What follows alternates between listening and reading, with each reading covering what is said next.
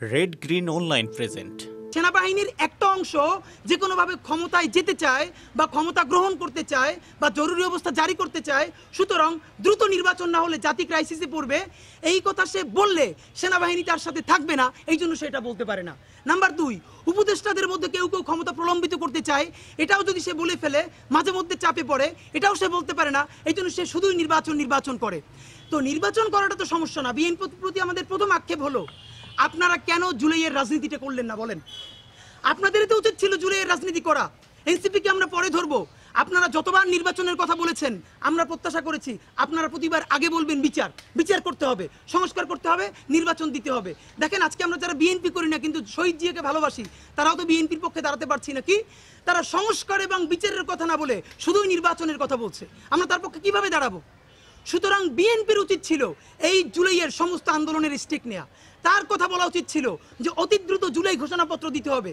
এই যে বিএনপি যমুনার সামনে অবরোধ করলো, শাহবাগ অবরোধ করলো, এই অবরোধে আমরা অংশ নিতে পারতাম। আজকে বিএনপি বলুক জুলাই ঘোষণাপত্রের জন্য ঢাকাকে অচল করে দেওয়া হবে, দেখেন আমরা লাখ লাখ মানুষ অংশগ্রহণ করব।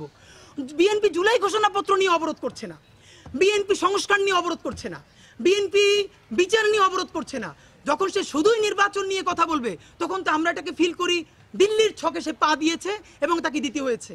প্রশ্ন হলো বিএনপি এটা বোঝা সত্ত্বেও সে কেন এটা বলে? কারণ দুইটা, তার দুটো দগদগে স্মৃতি আছে। বিএনপির প্রথম দগদগে স্মৃতি তার ১/১১ স্মৃতি। সে ২০০৬-এর পর সেনাবাহিনীর কথা মতো চলে নাই, সেনাবাহিনীর বিরুদ্ধে কথা বলেছে এবং সেই সেনাবাহিনী 111 করে বিএনপিকে মাইনাস করে আওয়ামী লীগকে শুধু ক্ষমতায় আনে নাই, বাংলাদেশকে ধ্বংস করে ফেলেছে। সুতরাং এবার বিএনপি সেনাবাহিনীর বিরুদ্ধে যেতে চায় না কোনোভাবে। সব জানে সেনাবাহিনী কি করবে, কিন্তু সে যেতে চায় না কারণ তার দগদগে স্মৃতি আছে ১/১১। নাম্বার 2, আজকে যদি বিএনপি বলে যে না আমরা জনগণের পক্ষে থাকবো, সেনাবাহিনীর পক্ষে যাব না, তাহলে এনসিপি যদি কালকে গিয়ে সেনাবাহিনীর ফাঁদে পা দেয়, যদি পরশু জামাত ইসলামী গিয়ে পা দেয়, তো কেউ না কেউ সেনাবাহিনীর সুবিধাটা তো নেবে। তাহলে বিএনপি কেন এই চান্স মিস করবে, সেই ঝুঁকিটা নিবে? এইটা বিএনপির পক্ষে আমরা বলছি। কিন্তু মূল সমস্যা হলো বিএনপি আর একটা কথা বলছে, ছাত্রদের পদত্যাগ করানো। আপনারা জানেন এই যে ছাত্র উপদেষ্টা 2 জন, এদের ব্যাপারে আপনাদের সামনে আমরা অসংখ্যবার সমালোচনা করেছি না, তাদেরকে পদত্যাগ করতে বলেছি না? জুলাইয়ের ছাত্র মানেই শুধু এনসিপির 2 জন ছাত্র না, ছাত্র মানে ছাত্র দলও। জুলাইয়ের ছাত্র মানে ছাত্র শিবিরও। জুলাইয়ের ছাত্র মানে বাংলাদেশের আপামর ছাত্র জনতা। এনসিপি এটাকে কুক্ষিগত করেছে। কিন্তু একটা কথা আপনাদেরকে বলি, বিএনপি যে বলছে এই 2 জন এনসিপির প্রতিনিধি, আমরা জানি মাহফুজ আলম এবং আসিফ মাহমুদ, এই 2 জনের কিন্তু অফিসিয়ালি এনসিপির এখনো কোনো কানেকশন নাই। তাহলে তো আমরাও বলতে হয় এই উপদেষ্টাদের মধ্যে মিনিমাম 4 জন আছে যারা বিএনপির প্রার্থী, এই বিএনপির মনোনীত।